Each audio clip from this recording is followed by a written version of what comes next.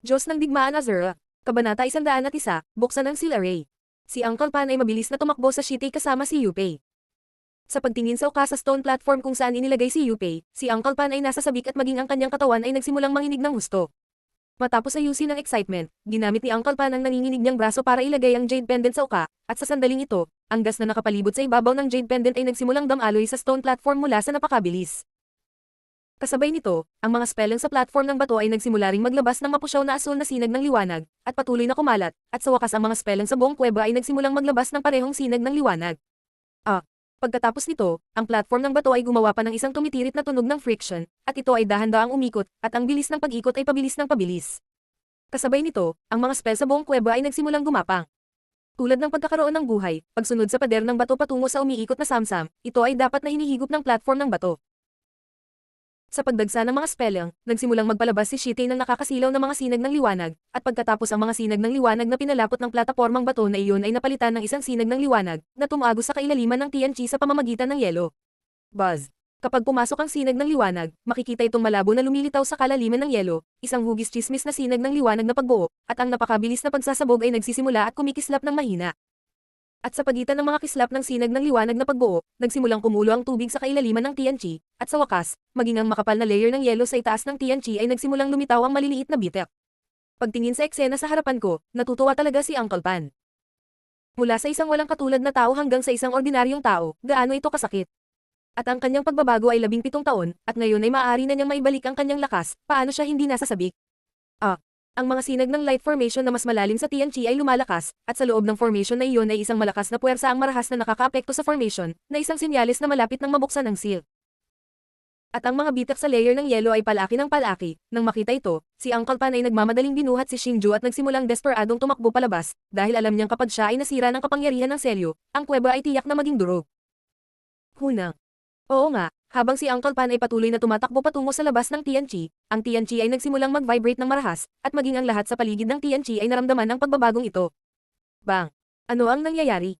Sa labas ng TNT, matapos itumbo ng mga elder na nakaitim na robo si Elder Zhu pabalik, tumingin sila sa direksyon ni TNT at hindi mapakali na sinabi. At sina Elder Zhu, Shu Changqing, at ang tatlong lalaki ay mataimtim ding nakatutok kay TNT. Sa sandaling ito, naramdaman din nila ang mga pagbabago sa gitna ng TNT. Boom! Sa sandaling ito, isang malakas na ingay ang biglang sumabog sa pandinig ng lahat na parang mapuron na kulog, ngunit ang lokasyon kung saan ginawa ang ingay ay 10 sentimetro ang layo mula sa gitna ng TNT. Boom!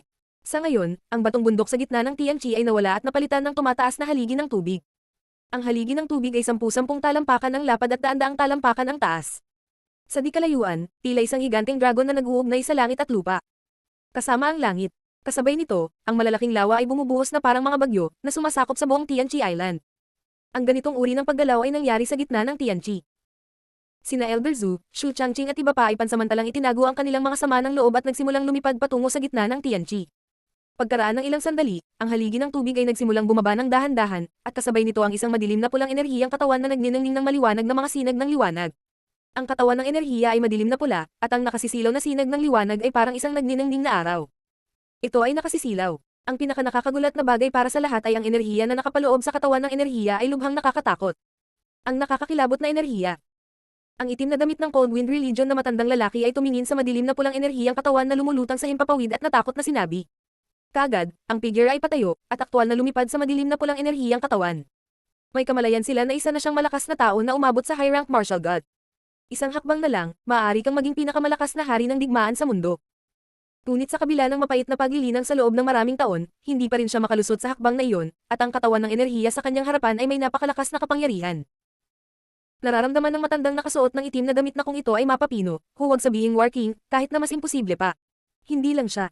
Halos lahat ng makakagalaw sa eksena ay naramdaman ng kakaibang katawan ng enerhiya, at agad na nagwalis patungo sa katawan ng enerhiya. Kahit na ang mga tao sa sandaling ito ay hindi pa rin sigurado kung ano iyon, alam nila na ito ay dapat na isang magandang bagay. Nakita ng hinahanap si kamatayan na ang lahat ay talagang gustong makipagkompetensya sa kanilang sarili. Napasigaw pa ang matanda na nakasuot ng itim na damit. Kasabay nito, ang kanyang katawan ay nagsimulang lumiwanag sa isang makinang na sinag ng liwanag. Sa pagitan ng mga pag-ikot, ang makikinang na sinag ng liwanag ay ang pagbabago. Hindi mabilang na malupit na pag-atake, tulad ng mga nakakalat na bulaklak sa ilalim ng mundo, ang umatake sa karamihan. Boom boom! Ang buong lakas na pag-atake ng high-rank martial god ay walang pinagkaiba. Nang makita ito kay Shu Changqing, nagmamadali siyang umatras, at ang tatlong lalaki ay natama ng malakas at nahulog sa yelo. Tanging si Elder Zhu lamang ang lumaban ng may malakas na lakas, ngunit malinaw na dahil sa pag-ataking ito ay labis din siyang nakakonsumo, na naging dahilan upang magsimulang mawala ang enerhiya ng treasure peel. At ang kanyang lakas ay ganoon din kabilis na bumaba sa antas ng intermediate rank martial god, ngunit si Elder Zhu ay hindi nagpatinag dahil doon, at ang kanyang makapangyarihang martial chi ay kumaway sa matandang lalaki na nakaitim na damit. Ang tao ay lumitaw, ngunit ang matandang lalaki na nakaitim na roba ay malamig na bamantong hininga, at hamampas ng palad, na direktang niresolba ang pag-atake ni Elder Zhu, at bumangga din kay Elder Zhu. Puff! Tinamaan ng suntok si Elder Zhu, pagkatapos ay tumalsik ng dugo si Elder Zhu at mahinang nahulog sa yelo. Malaki ang agwat sa pagitan ng bawat yugto ng martial god. Sa ngayon, si Elder Zhu, na intermediate rank martial god, ay natural na imposibleng maging kalaban ng lumang itim na roba. Mabilis siyang pinigilan ng Evergreen, hindi niya makukuha ang enerhiyang katawan na iyon Elder Zhu, sinisigawan si Shu Changqing na may sakit sa kanyang dibdib. Nang makita iyon, naramdaman din ni Shu Changqing na mali ang momentum, at agad na nakipagkamay gamit ang kahoy na espada, kasabay nito ang malaking bilang ng martial chi ay nagsimulang pumasok sa kahoy na espada, at ang kahoy na espada ay nagsimulang kumislap ng isang nakasisilaw na maputlang asul. Kulay ng mga sinag ng liwanag, isang hininga ng takot ay nagmumula din dito. Mga taktika ng espada ng Xuanmo, sinira ang kalangitan. Sa isang malakas na inumin, isinayaw ni Shu Changqing ang kahoy na espada sa kanyang kamay, sinaksak ito sa matandang nakasuot ng itim na damit, at kasabay nito, isang malakas na mapusyaw na asul na enerhiya, tulad ng isang higanteng dragon sa kalangitan, sa itim na damit na ninakawan ng matandang lalaki. Bata, patay ka na. Naramdaman ng nakakatakot na pag-atake mula sa sobrang bilis, bahagyang napakunutlo ang matandang nakasuot ng itim na damit, at pagkatapos ay pamitik ang kanyang katawan sa kalawakan. Nang muli itong lumitaw, nasa likod na ito ni Shu Changqing. Binobomba nito ang likod ni Shu Changqing. Bang! Puff! Sa pagtama ng palad, ang Shu Changqing ay parang silang saranggola. Lumipad dito sa malayo at bumagsak sa lupa. Matapos ang isang malaking bibig ng dugo ay tumalsik, ito ay talagang nahimatay. Inubos lang ng wood sword skill, Skybreaker ang kanyang martial chi, at sa ganitong estado, tinamaan siya ng matandang nakaitim na roba. No wonder hindi niya ito masuportahan. Hindi mo mapipigilan kamatayan mo, hahaha. Matapos malutas ang huling hadlang na si Shu Changqing, ang matandang lalaki na nakaitim na damit ay tumawa ng mayabang. Ang mga kilay ay nakataas, at ang katawan ay naging isang itim na linya patungo sa enerhiya na katawan ng madilim na pula. Kasabay nito, ibinuka niya ang kanyang palad at nais na ilagay sa kanyang bulsa ang pulang dugo na enerhiyang katawan. Habang nakatingin sa eksenang ito, bumuntong hininga pa si Elder Zhu, at naramdaman niya kung gaano kalakas ang katawan ng enerhiya. At ang matandang lalaki na nakaitim na robe ay umabot na sa antas ng high rank martial god, kung mapapadalisay niya ang enerhiyang katawan, tiyak na makakalagpas siya sa maalamat na antas ng War King, at sa oras na iyon ay tuluyan na silang nawalan ng pag-asa. Talagang naghahanap ka ng kamatayan. Ngunit nakatingin sa matandang nakaitim na roba, nakatayo sa gilid ng Uncle Pan ng mahabang panahon nang walang sinasabi, ngunit nginisyan. Pagkaraang lumapit ang lumang itim na roba sa dark red energy body, ang dark red energy body ay biglang nanginginig, at kasabay nito ay isang malakas na pag-atake ang lumabas mula sa energy body, tulad ng isang sinag ng magaan na matutulis na arrow na karaniwang pumuputok sa matandang nakaitim na damit. Oops! Sa pagtingin sa pag-atake ng enerhiya mula sa napakabilis, biglang pinalaki ng matandang nakasuot ng itim na damit ang kanyang mga mag-aaral, ngunit wala siyang pagkakataon. Puff! Pag-atake ng enerhiya, matapos tamaan ng matandang nakasuot ng itim na damit, ay parang isang matulis na palaso. Isinuot ito sa matandang lalaki na nakaitim na damit, at pagkatapos ay sinaksak sa yelo. Pagkaraan ng ilang sandali, isang energy ripple ang tumaas sa layer ng yelo, kung saan makikita natin kung gaano karugod ang pag-ataking ito. Matapos matamaan, ang matandang nakasuot ng itim na damit ay agad na bumagsak at humagulgol sa sakit na dulot ng pag-atake ng enerhiya. Malinaw na ang pag-atake ay hindi kasing simple ng naisip, ito ay nasa katawan na ng matanda nagdulot ng malubhang pinsala. Nang makita ito, nakahinga ng maluwag si Elder Zhu at ang iba pa, at nagpapasalamat na hindi nila nahawakan ang enerhiyang katawan ngayon. Hindi makayanan ang sakit ng katawan, nagmamadaling kumuha ng treasure peel mula sa item storage bracelet ang matandang nakaitim na roba. Pagkatapos isaksak ang treasure peel sa pasukan, mas gumanda ang sakit, at pagkatapos ay tiningnan ito ng may takot. Ang katawan ng enerhiya ng madilim na pula. Ngunit sa sandaling ito, ang madilim na pulang enerhiyang katawan ay nagsimulang kumilos, at sa wakas ay dahan-daang lumipad patungo kay Uncle Pan sa mga mata ng pagkabigla ng lahat. Sa pagtingin sa Uncle Pan na walang anumang kultibasyon na kapaligiran, ang matandang lalaki na nakaitim na damit ay naguguluhan pa. Wala siyang ideya kung paano magkakaroon ng anumang bagay ang gayong nakakatakot na enerhiyang katawan sa ordinaryong maliit na matandang ito. Sa sandaling ito, ang katawan ng enerhiya ay dumating kay Uncle Pan, at nagsimulang umikot sa paligid ni Uncle Pan ng may labis na kagalakan, tulad ni Uncle Pan na kanyang Panginoon. Diyos ng Digmaan Azura. Kabanata 102, War King, Uncle Pan. Mabait na bata, sa wakas nakabalik ka na. Unti-unting ibinuka ni Uncle Pan ang kanyang mga palad at nakangiting sinabi, at ang enerhiyang katawan ng madilim na pula ay nahulog sa mga kamay ni Uncle Pan matapos ibuka ni Uncle Pan ang kanyang mga palad. Hindi. Nang makita ang eksenang ito, lalong bamuka ang bibig ng matandang nakasuot ng itim na damit. Hindi siya makapaniwala, hindi lang siya, maging si Elder Zhu at ang tatlong lalaki. Para sa kanilang titig, si Uncle Pan, na parang hindi nakikita, ay naglagay ng bibig sa kanyang bibig, at nilunok ang enerhiyang katawan na iyon sa kanyang tiyan sa mga mata ng lahat sa pagkamangha. Amkay. Matapos makapasok ang katawan ng enerhiya sa tiyan ni Uncle Pan, makikita pa rin ng mga tao ang madilim na pulang sinag ng liwanag na kumikislap ng katawan ng enerhiya, ngunit ang pinaka hindi kapanipaniwalang bagay ay nangyari sa sandaling ito. Amkay. Nakita ko na ang katawan ng enerhiya ay biglang kumalat, at naging hindi mabilang na maliliit na daloy ng hangin. Nagsimula itong umikot sa pagitan ng napakabilis sa bawat meridian ng Uncle Pan, at ipinikit ni Uncle Pan ang kanyang mga mata, tinatamasa ang malalaking pagbabago sa katawan sa sandaling ito. Patay na siya, patay na siya. Sa pagtingin sa mga sinag ng liwanag na gumagalaw sa napakabilis na ibabaw ng katawan ni Uncle Pan, ang matandang lalaki na nakasuot ng itim na damit ay masayang tumatawa, napakapangangilabot ng enerhiyang katawan, isang ordinaryong tao si Uncle Pan ang talagang direktang lumunok, kakaibang mamatay. Gayunpaman, sa susunod na sandali ay tumigas ang kanyang mukha sa isang iglap, dahil ang lakas ni Uncle Pan ay nagsimulang tumaas, at ang bilis ng pagtaas ay napakabilis, na agad na lumampas sa antas ng Martial Master. Kasunod nito, ang Preliminary Rank Martial Ancestor, Intermediate Rank Martial Ancestor, High Rank Martial Ancestor, Preliminary Rank Martial Sovereign, Intermediate Rank Martial Sovereign, High Rank Martial Sovereign ay nasira lahat ni Uncle Pan, at kahit na maabot nila ang antas ng Martial God, sila ay patuloy na bumuti. Boom! Sa sandaling ito, kasama si Uncle Pan bilang sentro, isang napakalakas na madilim na pulang enerhiya ang biglang naglabas. Ang enerhiyang iyon ay higit sa 100 beses na mas nakakatakot kaysa sa martial chi, na agad na naglaho ng yelo sa ilalim ni Uncle Pan. Kasabay nito, kumalat din ang isang malaking lugar ng ambon. At nang mawala ang ambon, mas nabigla ang lahat ng makitang nakabitin si Uncle Pan sa ibabaw ng tubig ng lawa, at ang mukha ni Old Kang ay talagang mas bata, at maging ang uban ay naging itim. At sa likod niya ay may isang pares ng malalaking dark red energy wings, at may marahas na hangin sa pagitan ng mga pakpak, nahihipan ng tubig ng Tianqi sa ilalim ng mga paa sa isang bilog ng mga alon ng tubig. Digmaan. Digmaan. Hari ng digmaan. Oo, ang energy wing ng dark red ay working, ito ang totoong working. Nakatingin kay Uncle Pan sa sandaling ito, ang matandang lalaking nakasuot ng itim na damit ay nagsabi na may nanginginig na boses. Gayunpaman, kahit na maabot na ang antas ng working, tumataas pa rin ang lakas ni Uncle Pan. Ang nakakatakot na pamimilit ay kumakalat. Kahit na ang malakas na high-rank martial god, tulad ng lumang itim na roba, ay hindi makagalaw, ngunit ang hininga ni Uncle Pan sa wakas, huminto ito pagkatapos ng pinakamataas na antas ng preliminary rank working. Sa sandaling ito, isang mapagmataas na ngiti ang sumilay sa mukha ni Uncle Pan, tulad ng dati niyang dalawa, bahagyang ibinaling ang kanyang mga mata, at lahat ng natangay ng kanyang mga mata ay manganginag ng hindi mapigilan, lumalaban sa Wangqiang, sa totoong powerhouse ng kontinenteng ito, para silang mga langgam sa harap ng working at wala man lang silang laban. Ngunit sa sandaling ito, biglang huminto ang tingin ni Uncle Pan sa katawan ni Xingju. Sa sandaling ito, si Xingju ay nakahiga sa lupa na may maputlang mukha, at ang kanyang hininga ay mahina na. Xingju, may utang sa akin ang iyong ama, nabayaran mo na. Bahagyang napukaw ang sulok ng bibig ni Uncle Pan, dahan-daang lumabas ang isang bibig ng dark red energy body, at sa wakas ay nahulog sa palad ni Uncle Pan ang energy body na ito ay napakalakas din, ngunit ito ay medyo mapayapa kumpara sa nauna. Pagkatapos ipatawag ang energy body na ito, itinuro ni Uncle Pan si Xingju, at ang energy body ay bumaril kay Xingju. Huwag.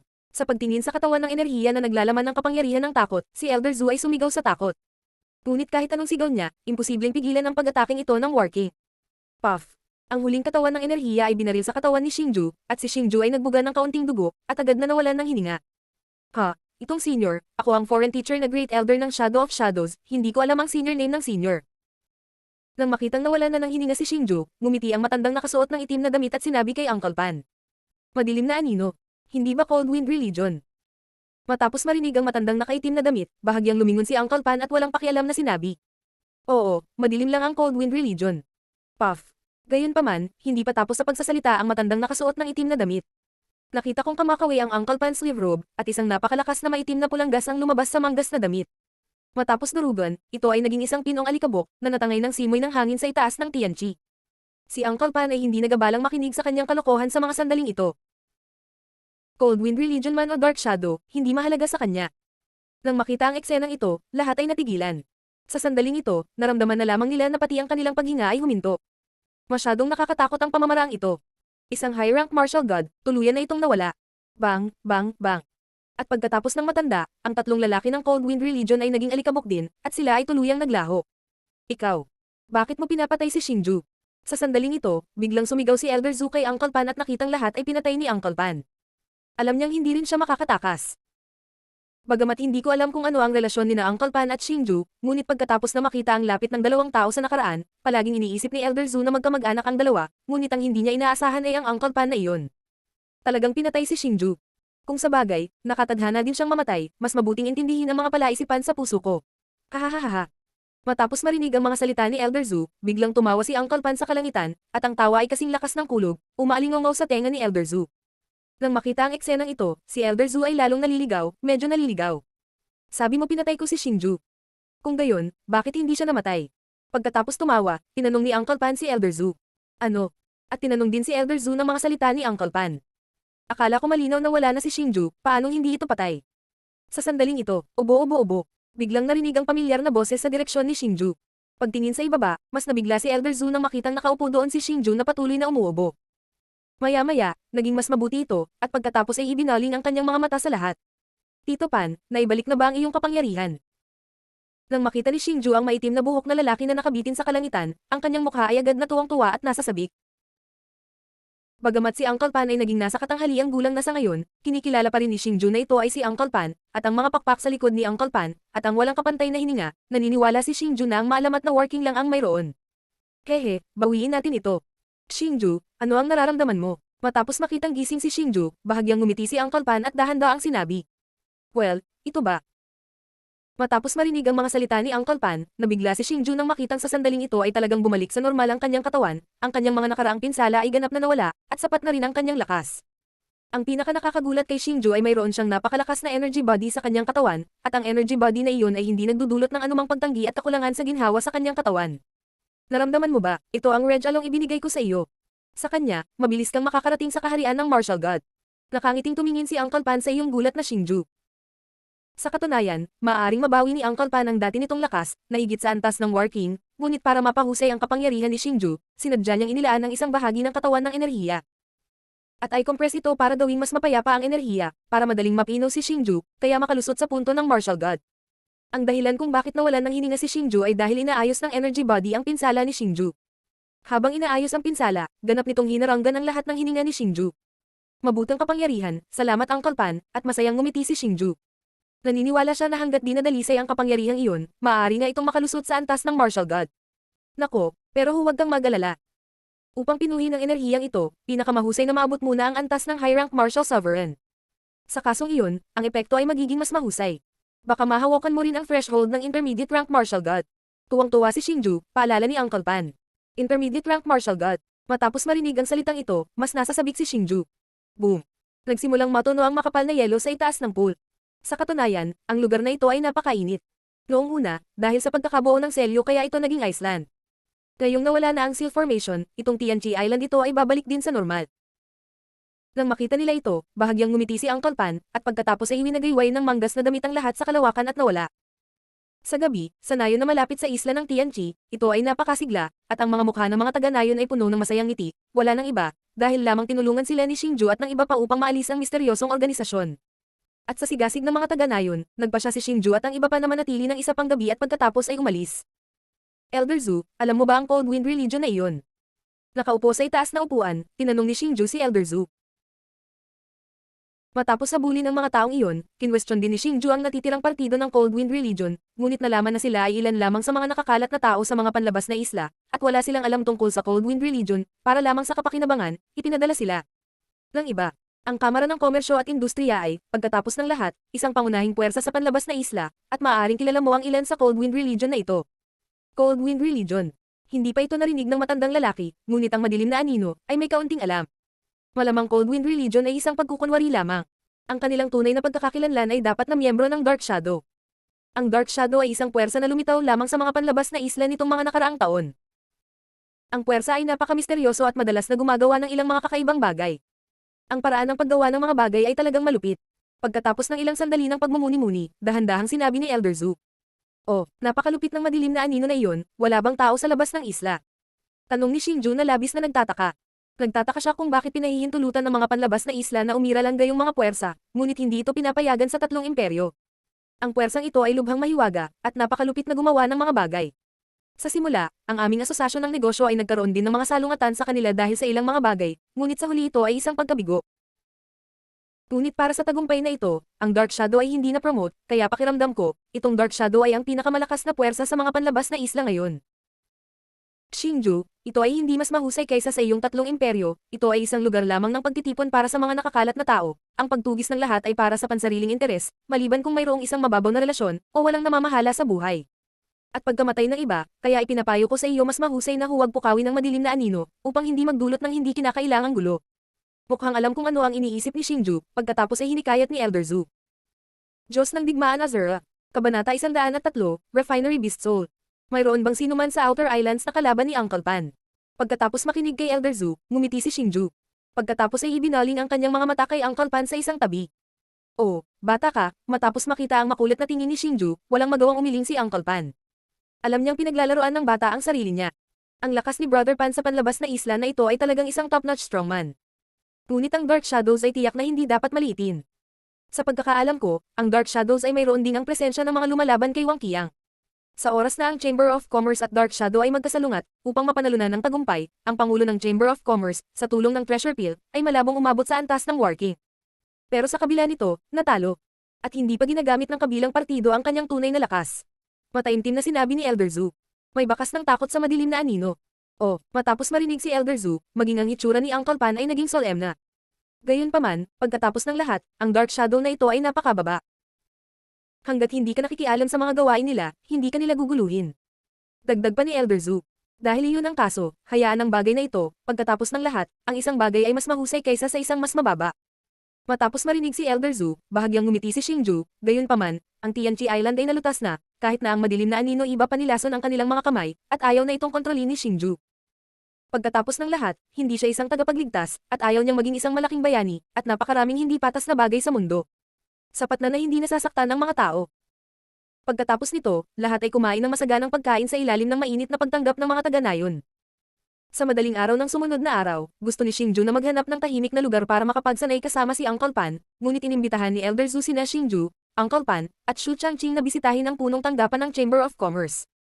Dahil si Elder Zhu ay may nagaliligtas buhay na biyaya para sa sarili nito, si Xingju ay nahihiya ding tumanggi. Kaya pumunta si Xingju at ang kanyang partido sa punong tanggapan ng Kamara ng Komersyo at Industriya. Sa katunayan, inimbitahan pa ni Elder Zhu si Xingju na hayaang lumaki ang kanyang presidente at si Uncle Pan. Pagkatapos ng lahat, ang antas ng War King ay malakas, sa Boundless Sea region na ito ay maaaring tawaging king ang nangingibabaw sa karakter. Kung ang kanyang Chamber of Commerce ay makakaugnay sa mga makapangyarihang tao gaya ni Uncle Pan, tiyak na magiging tubo ito ng walang pinsala. Ngunit nang dumating si Elder Zhu at ang iba pa sa punong tanggapan ng Chamber of Commerce and Industry, nalaman nilang wala roon ang kanilang presidente. Sa desperasyon, inimbitahan ni Elder Zhu si Xingju at ang iba pa na manirahan dito sandali, at para kay Xingju, ito ay upang palakasin ng lakas, hanggat may lugar para sa pagtatanim, kaya nanatili. Sa ilalim ng pagsasaayos ni Elder Zhu, inayos sina Xingju at Uncle Pan sa likod na hardin ng Economic Chamber of Commerce, at inutusan din ng mga walang ginagawa na hindi mapuntahan. Dahil hindi pangkaraniwang malaki ang likod na hardin ng punong tanggapan ng Kamara ng Komersyo, kung si Xingju ay nagsasanay, sapat na ang espasyo. Sa susunod na pagsasanay, bagaman maaaring gabayan ni Uncle Pan si Xingju, karamihan sa pagsasanay ay nakasalalay pa rin sa iyong sariling pagsisikap. Dahil hindi mo mabilis maabot ang antas ng high-rank martial sovereign, ginagamit ni Xingju ang iyong enerhiya sa ibang lugar. Sa pagpapabuti ng parehong antas, ang soul power na kinakailangan ng soul eruption ay palaki rin ng palaki. Sa makatuwid, inilalaan ni Xingju ang lakas nito sa kaluluwa ng hayop. Pagkatapos ng lahat, ang beast soul na ito ay naglalaman din ng maraming soul power. Kung ito ay pino, ang soul power ni Xingju ay dapat ding ma-improve ng husto. Kapag oras na para ipakita ang soul eruption, posibleng mag-upgrade mula sa intermediate rank martial sovereign patungong high rank martial sovereign. Gayunpaman, ang pagpino sa beast soul ay hindi madali.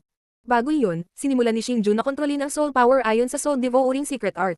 Pagkatapos lamang na makontrol ang soul power sa isang perpektong antas, maaaring mapino ang beast soul, kung hindi, madali itong mabaigo, kaya mas sulit ito. Kaya sa mga susunod na araw, bilang karagdagan sa pang-araw-araw na pagsasanay, dapat gamitin ni Xingju ang kontrol ng soul power. Sa ilalim ng walang tigil na ehersisyo, pagkaraan ng isang linggo, sa wakas ay nakabisado na ni Xingju ang mga pamamaraan na inilarawan sa soul devouring secret art. Matapos kumustahin si Uncle Pan, nagtago siya sa silid na mag-isa, at nagsimulang pinuhin ang beast soul. Matapos ilabas ni Xingju ang beast soul, hindi ito direktang nilunok, ngunit inilagay muna ito sa palad, at pagkatapos ay ibinuka ang bibig, isang maitim na soul power ang dahan-daang bumuhos, at sa wakas ay namatay ang beast soul. Balutin mo, Chigger. Matapos magbanggaan ang dalawang kaluluwa sa isa't isa, naganap ang pagtataboy, at nagkaroon ng patuloy na malupit na boses sa pagitan ng mga alitan. Ngunit hindi kinakabahan si Xingju, ngunit direktang itinapon sa bibig ang Beast Soul na nakabalot sa madilim na kaluluwa. Pagkatapos mailagay ang Beast Soul sa tiyan, sinimulan niyang kontrolin ang kaluluwa sa katawan upang maglunsad ng marahas na pag-atake laban sa Beast Soul. Ang Soul Power sa loob ng Beast Soul ay bumubuo rin ng isang network ng depensa, na nagpoprotekta sa pangunahing Soul Power mula sa pagguho, ngunit ang madilim na kaluluwa ay parang isang sinanay na hukbo sa ilalim ng matalinong kontrol ni Xingju. Patuloy na naglulunsad ng marahas na pag-atake, sa ilalim ng malakas na pag-ataking ito, ang Soul Defense of the Beast Soul ay unti-unting nagsimulang bumagsak. Pagkatapos noon, ang madilim na kaluluwa ay sumalakay sa Beast Soul at nagsimula ng isang nakatutuwang pandarambong. Sinabi na ito ay pandarambong. Sa katunayan, ito ay upang mabulok ang Beast Soul upang mas mahusay na pinuhin ang Beast Soul. Matapos ganap na mabulok ang Beast Soul, sinimulan ni Xingju na pinuhin ang Beast Soul. Ngunit nalaman ni Xingju na bagamat madaling mabulok ang Beast Soul, hindi ito madaling pinuhin at baguhin ito sa sarili nitong kapangyarihan. Ngunit si Xingju ay hindi nababalisa. Naniniwala siya na hanggat nagpapatuloy siya sa ganitong paraan, ang Beast Soul ay maaaring ganap na pinuhin pagkatapos ng isang linggo. Oo naman, pagkaraan ng isang linggo, sa wakas ay ganap na napino ni Xingju ang Beast Soul na iyon, at talagang mas malakas ang kanyang Soul Power. Si Xingju ay nakaupo sa silid na nakapikit. Kasabay nito, ang madilim na itim na kaluluwa sa katawan ay matalinong kumikilos. Nang muling imulat ang mga mata ni Xingju, ang maitim na Soul Power ay umaagos mula sa katawan ni Xingju. Lumabas, sa huli, parang apoy, bumubulusok at tumataas sa itaas ng katawan ni Xingju. Nararamdaman ng ibabaw ng katawan sa sandaling ito, ang Soul Power na medyo mas malakas, ang Xingju ay bahagyang ngumiti, at ang Soul Power ay sinipsip sa katawan gamit ang isang magagaan na inumin.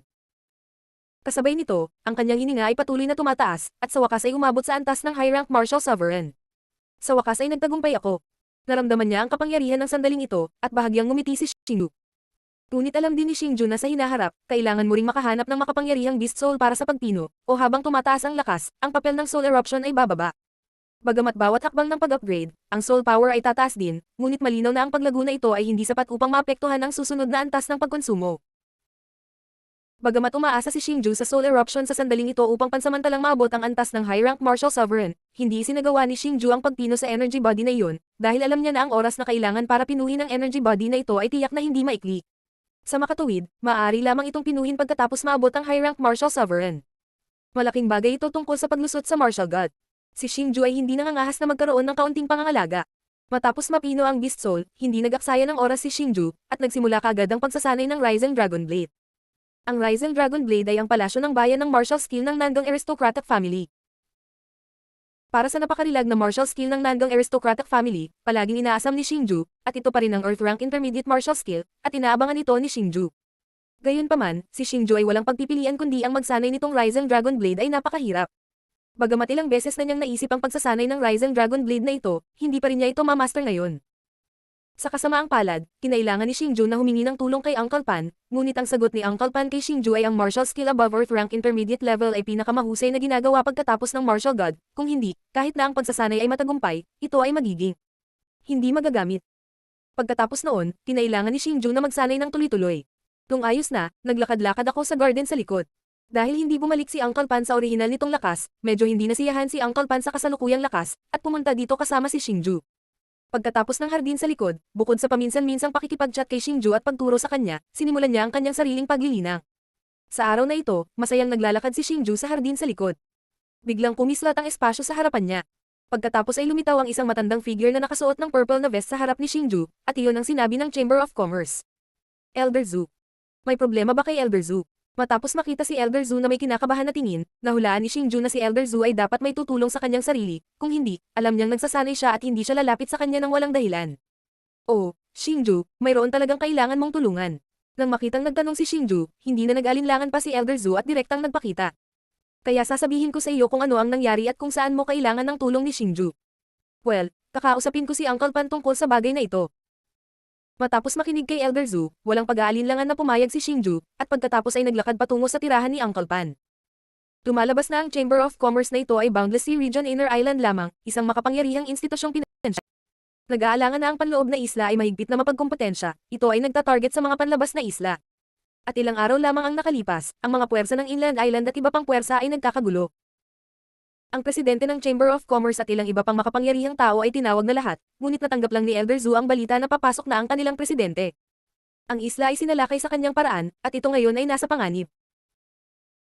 Kaya, Ako, si Elder Zu sa pagkakataong ito gusto kong anyayahan si Uncle Pan upang kami ay tulungan, kung tutusin, kung ganoon kalakas ang putok, tiyak na maliligtas ang kanilang presidente. Ngunit pinipigilan nito si Elder Zu na humingi ng tulong kay Uncle Pan dahil hindi masyadong pamilyar ang kanilang relasyon, kaya kailangan niyang tanungin si Xingju sa simula. Sa simula, si Elder Zu ay may nagaliligtas buhay na biyaya para kay Xingju, kaya natural na pumayag si Xingju kay Elder Zu sa isang kagat.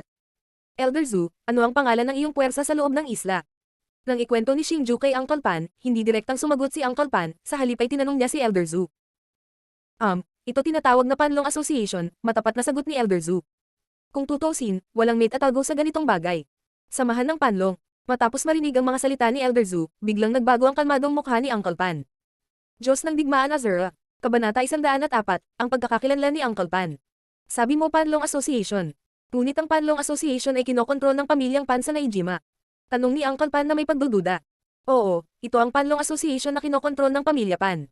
Mabilis na kinumpirma ni Elder Zu. Ang Panlong Association ay ano? Isang force sa Inner Island, paanong may manggahas na pukawin ang Panlong Association? Ito ba ay? Matapos marinig ang mga salita ni Elder Zu, si Uncle Pan ay nagsimulang bamulong. Elder Zu, ano ang tawag sa kapangyarihang iyon? Matapos ang ilang sandali ng katahimikan, nagtaas ng kilay si Uncle Pan at muling nagtanong. Wind Thunder Valley. Sagot ni Elder Zu. Ito talaga ang lambak ng hangin at kulog. At pagkatapos marinig ang mga salita ni Elder Zu, galit na galit si Uncle Pan. Kasabay nito, ang gas ng madilim na pula ay lumalabas mula sa sarili nitong katawan, patuloy na umiikot sa ibabaw ng katawan ni Uncle Pan, ang nakakatakot na nakamamatay na aura ay kumalat din, tinitingnan ang pagbabago ni Uncle Pan sa sandaling ito, maging si Xingju nakakaramdam ng ilang takot. Uncle Pan, sa Kapanlong Association at ikaw. Nang makita ito, mali na ang nararamdaman ni Xingju. Malamang na si Uncle Pan ay dapat magkaroon ng malapit na relasyon sa Panlong Association, kung hindi ay hindi maaaring magalit si Uncle Pan. Matapos marinig ang mga salita ni Xingju, tumingin si Elder Zu kay Uncle Pan, umaasang magbibigay siya ng sagot. Dahil malabo niyang nararamdaman si Uncle Pan, maaaring may mga problema siya sa sarili niyang puwersa, ngunit hindi siya sigurado. Ngunit kung iyon ang kaso, kung gayon ito ay isang mahusay na bagay para sa kanila. Isang working ang handang tumulong sa kanila. At sa pagkakataong ito sila ay bumagsak, at ang sitwasyon ng digmaan ay malamang na mababaligtad. Si Elder Zu, ngayon ang presidente ng Panlong Association, ngunit si Panji. Matapos marinig ang mga salita ni Xingju, ang mood ni Uncle Pan ay nagsimula ring maging matatag, at pagkatapos ay ibinauling muli ang kanyang atensyon kay Elder Zu at nagtanong. Oo, mula noong una kong pangulo ng Panlong Association na si Panyan, ang kanyang kapatid na si Panjing President ay namumuno sa Panlong Association. Noong nandoon si President Panyan, ang Panlong Association ko ang nag-iisang overlord sa Boundless Sea Region, kung sino man ang nangahas na guluhin ang Panlong Association sa buong Boundless Sea Region. Pagdating doon, ang Elder Zu Old Kang medyo sentimental din ang mukha. Oh, Elder Zu, nakita mo na ba ang Panyan na iyon? Matapos marinig si Elder Zu, biglang tumawa si Uncle Pan. Hindi, noong sumali ako sa Panlong Association, konting martial ancestor lang, paano ko makikita ang presidente ng Panyan? Nahihiya, narinig ko na ang chairman ng Panyan ay katulad ng aking edad, at noong martial ancestor pa lang ako, ang mga tao ay, kung nandyan pa ang chairman ng Panyan, kailangan kong maalis ang lambak ng hangin at kulog gamit ang isang kamay. Elder Zu kapag pinag-uusapan ang Panyan, ang mukha ng matandang Kang ay talagang may kaunting pagsamba. Malinaw, si Pangulong Panyan ay may mataas na katayuan sa kanyang isip. Nako, seryoso talaga si Elder Zu, paano magiging banal si Panyan? At nang marinig niya ang papuri ni Old Kang, medyo nahiya si Uncle Pan. Tito Pan, ikaw ba si Panyan? Sa sandaling ito, biglang nagtanong si Xingju, umaasa. Noong panahong iyon, sinabi ni Uncle Pan na noong siya ay nasa 30s, siya na ang nangungunang strongman ng Boundless Sea Region. Noong panahong iyon, siya ay tinatakan ng ama ni Xingju at ipinadala sa Imperial Wind Empire. Sa madaling salita, lahat ng mga nangyayari kay Uncle Pan ay pare-pareho sa Panyan sa bibig ni Elder Zu, kaya napagpasyahan ni Xingju na si Uncle Pan ay marahil ang presidente ng Panlong Association Panyan. Ano? Matapos marinig ang mga salita ni Xingju, ibinauling ni Elder Zu ang kanyang gulat na mga mata kay Uncle Pan. Oo, ang matanda ay ang nawawalang presidente sa loob ng halos 20 taon, Panlong Association ay walang pananagutan para sa Pangulo, Panyan nakita ang gulat ng mga mata ni Elder Zu, bahagyang ngumiti si Uncle Pan at prangkang sinabi. Subordinate, Zu Changchun, na dumadalo sa presidente, si Elder Zu ay nakaluhod sa lupa, sa sandaling ito kahit na ang kanyang katawan ay nagsimulang manginig, ang pananabik sa kanyang puso ay kitang-kita. Elder Zu, pakibilisin, nagkulang talaga ako sa ang presidente ko. Nahihiyang sabi ni Uncle Pan. Noong panahong iyon, itinatag niya ang Panlong Association, ngunit ito ay isang kapritsyo lamang, at ang kanyang kapatid na si Panjing ang talagang nag-host ng Panlong Association. Pagkatapos noon, nawala siya ng halos 20 taon. Sa panahong ito, wala siyang alam tungkol sa Panlong Association. Subordinate, hindi ko alam na ikaw ang presidente, mangyaring saktan siya ng maaga. Hindi tumayo si Elder Zu sa sandaling ito, ngunit sinabing labis na sisihin. Noong una niyang nakita si Uncle Pan, akala niya ay isang ordinaryong tao. Kahit mabait si Uncle Pan sa kanya, mababa pa rin ang tingin niya kay Uncle Pan. Ngayong nakilala na niya si Uncle Pan, na ang presidente na talagang sinasamba niya sa loob ng maraming taon, mas lalo niyang sinisisi ang sarili niya. Gusto niyang sampilin ang sarili para maibsan ang kasalanan. Nako, hindi na kailangang isipin ni Elder Zhu, ikaw ang may pananagutan sa aking Panlong Association, tapat at taos-puso, dapat akong magpasalamat para dito. At natural na naiintindihan ni Uncle Pan kung ano ang iniisip ni Elder Zhu, at pagkatapos ay bahagyang ngumiti, at tinulungang tumayo si Elder Zhu. Ikaw ang president sa lahat ng mga taon na ito. At biglang naalala ni Elder Zhu na noong una niyang makita si Uncle Pan, isa lamang itong ordinaryong matandang lalaki, at ang kanyang lakas ay bumuti lamang pagkatapos mangyari ang kakaibang bagay na iyon sa isla ng Tianqi. Gayunpaman, bagamat ang lakas ni Uncle Pan ay preliminary rank working na ngayon, ibang-iba pa rin ito sa naalala niyang presidente ng Panyan. Sa madaling salita, ang Uncle Pan ngayon ay hindi kasing galing ng kanyang kapatid na si Panjing. Kaya nahulaan niya na baka may nangyari sa pangulong ito. Oh, Elder Zhu, tama ang hula mo, may nangyari sa akin, ngunit lumipas na ang lahat. Kailangan na ngayon, iligtas natin ang presidente ng Kamara ng Komersyo. Tila nakita kung ano ang iniisip ni Elder Zhu, nakangiting sabi ni Uncle Pan. Matapos marinig si Uncle Pan, naging sentimental din si Elder Zhu. Nararamdaman niya na siguradong masama si Uncle Pan nitong mga taon. Pero hindi na siya nagtanong pa. Xingju, maaring matagalan bago ako makabalik sa Inner Island sa pagkakataong ito. Kung sabik kang makakuha ng Imperial Wind Pavilion, hindi mo na ako kailangang hintayin. Ngunit tandaan, pinakamahusay na pinuhi ng enerhiyang katawan na iyon pagkatapos maabot ang High Rank Martial Sovereign, dahil makakapagtipid ito sa iyo ng oras upang makapasok sa Intermediate Rank Martial God. Si Uncle Pan ay orihinal na gustong tulungan si Xingju na mag-upgrade sa Martial God at pagkatapos ay bumalik sa Inner Island, ngunit sa pagtingin sa kasalukuyang sitwasyon, kailangan niyang bumalik ng maaga. Gayunpaman, medyo nag-aalala pa rin siya kay Xingju, kaya espesyal niyang pinaalalahanan bago umalis. Si Uncle Pan, siguradong bibisitahin ni Xingju ang Inner Island sa hinaharap. At tumawa si Xingju. Nang makita iyon, tumawa si Uncle Pan ng may kasiyahan.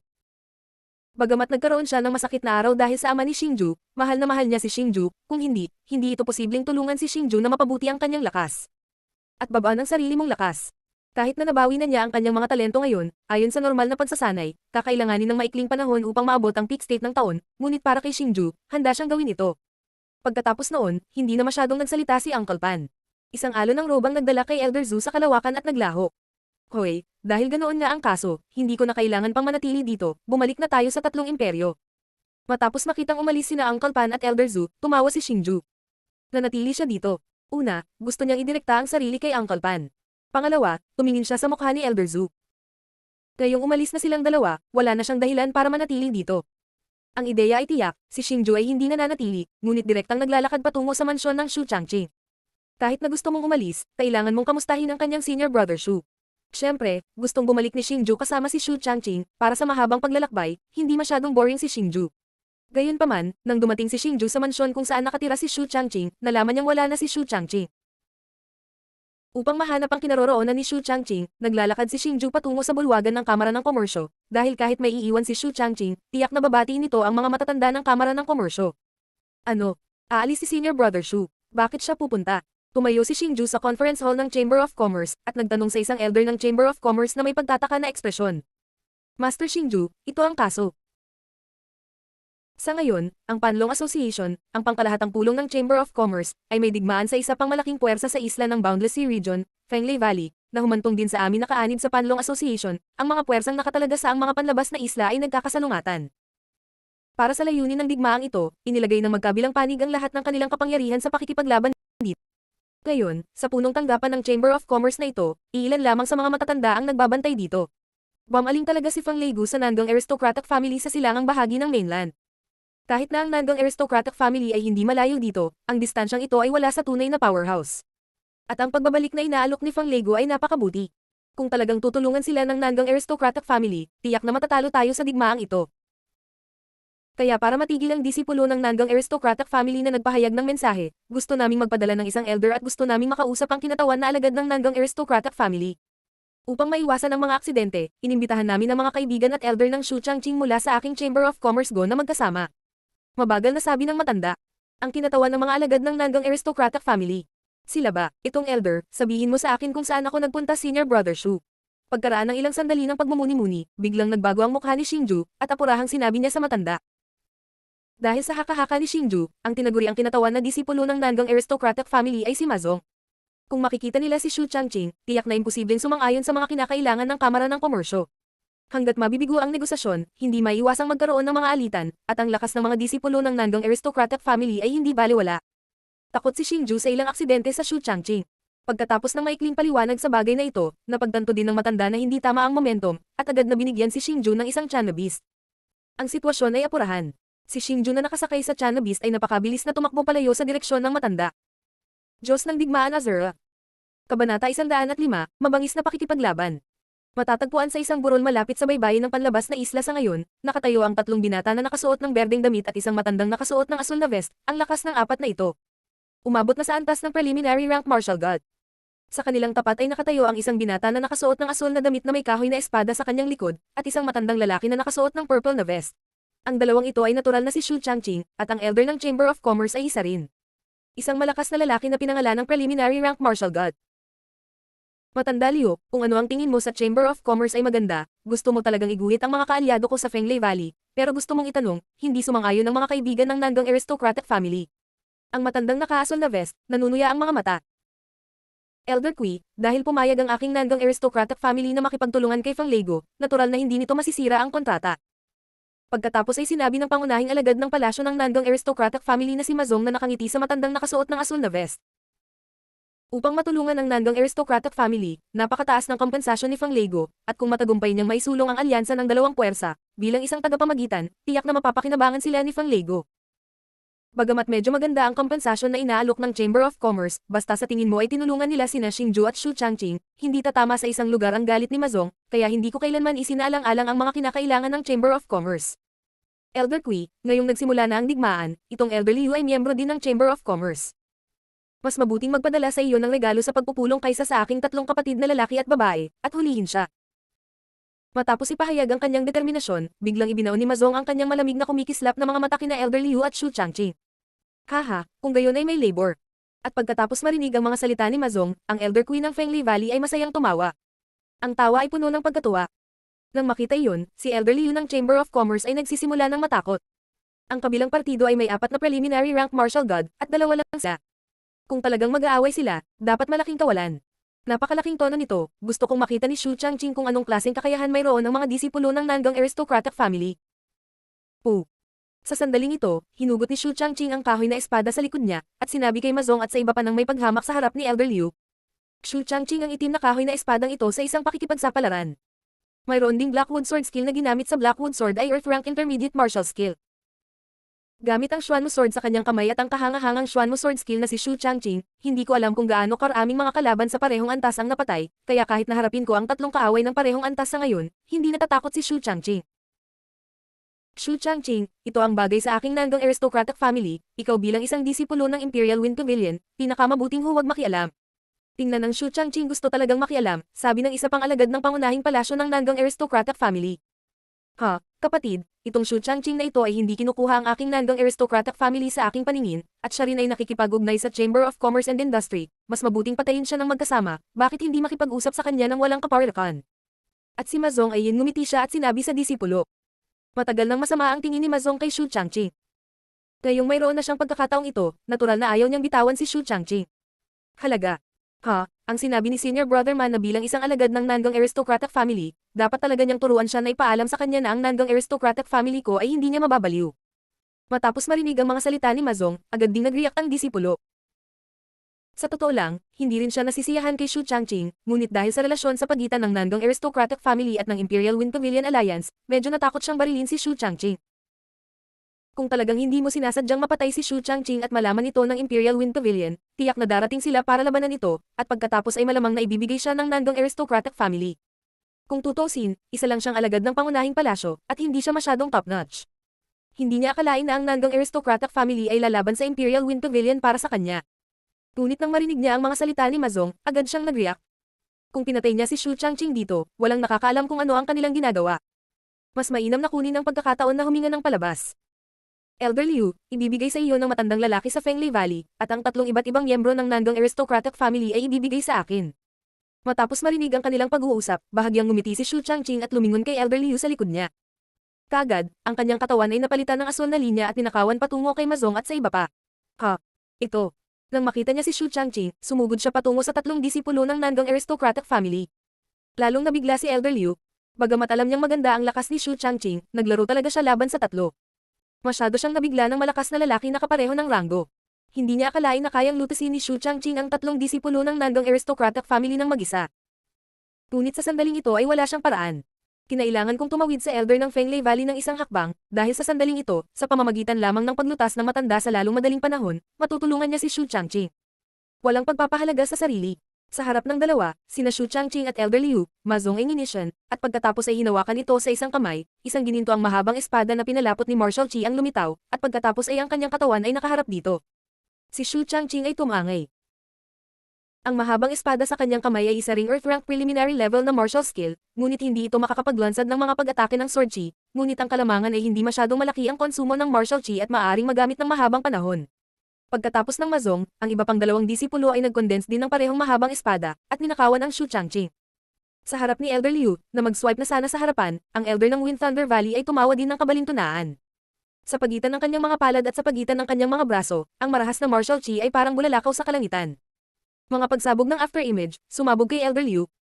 Gayunpaman, sa harap ng kanyang pag-atake, hindi natakot si Elder Liu. Sa kanyang manggas na damit na kamakaway, isang martial chi na kasing kapal ng dagat ang kumalat, at pagkatapos ay ganap niyang niresolba ang pag-atake ni Elder Feng Galego.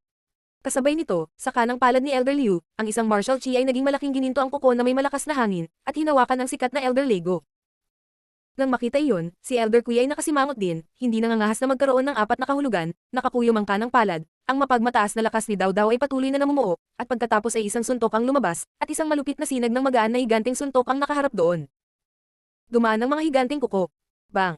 Ang banggaan sa pagitan ng dalawa ay nagdulot ng malakas na enerhiyang bagyo na tumagos tulad ng isang bagyo, ngunit sa harap ng enerhiyang bagyo na kumalat ng napakabilis, ni isa sa kanila ay walang kumibo, at ang kanilang mga braso ay sumayaw, ang malupit na enerhiya ni Dao Dao ay parang ilang mga palaso, walang tigil ang pagbaril sa isa't isa.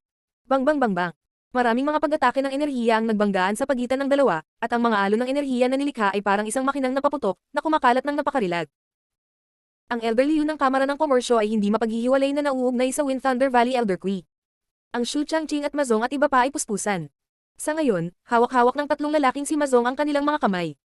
Ang gintong espada na nabuo ni Marshal Qi ay naglunsad ng matinding pag-atake kay Shu Changqing sa isang espesyal na porma sayon.